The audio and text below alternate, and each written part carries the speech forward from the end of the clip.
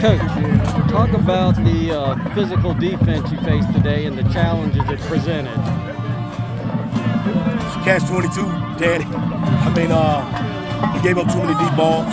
Guys got their eyes in the backfield. But when we needed to, guys stepped up and they played. Really proud of Noah Jenkins coming back after a shoulder injury, playing the corner for us, playing really well.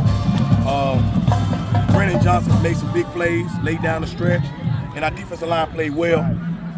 We got a lot to clean up, right? But in a game like this, it's a good and a bad. But it shows you what you got to improve on, and then it also gets you prepared for what's coming down the stretch. You know what I mean? We got some good teams that are in the region that you got to play, you know, to make it to the ultimate goal. And this is a game that prepares you for this. Whether they're 4A, 3A, 2A, 1A, it's Highland Springs and the school down the street. So you got to get ready to play all the time.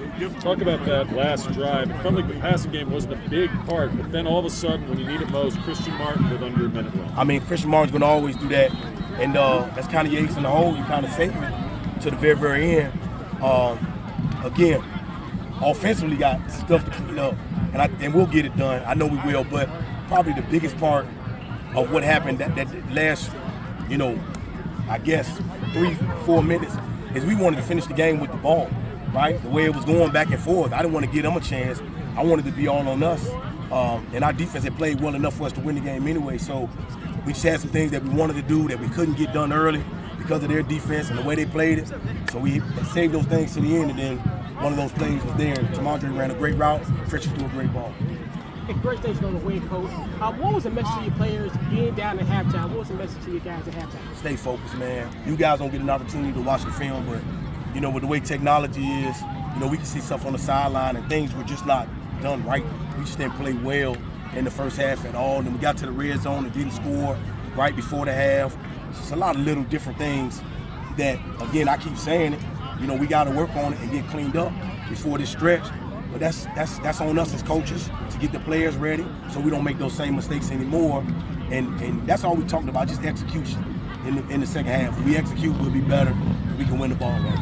Jakari's involvement in the second half there, how big was he in opening things up for you guys offensively? I mean, in the first half, we ran, I think they said 21, 26, 22 plays. So I wanted to get him in the ball game early. I think at one point, before the second quarter, it was only 17 plays. So we had to get him involved. I mean, he's an electric football player. And when we get him involved, great things happen for us. So that's something that we try to do early. Sometimes people take him away, but we just got to do a lot better at it. Varina, quarterback, leaves the game. Caleb Weiss comes in. Talk about the challenge of seeing a quarterback you haven't seen on film yet. Well, not seeing him on film doesn't mean anything with Caleb. I mean, he's a good football player. We know him. You know, his uncle is our athletic director. Yep. So we hear about Caleb all the time, good and bad. But so we kind of know, but again, there were some things that we just didn't do well that they took advantage of, and that's a good football team doing that. And we got to get better. It's happened to us a couple times before, but we can't have it happen anymore.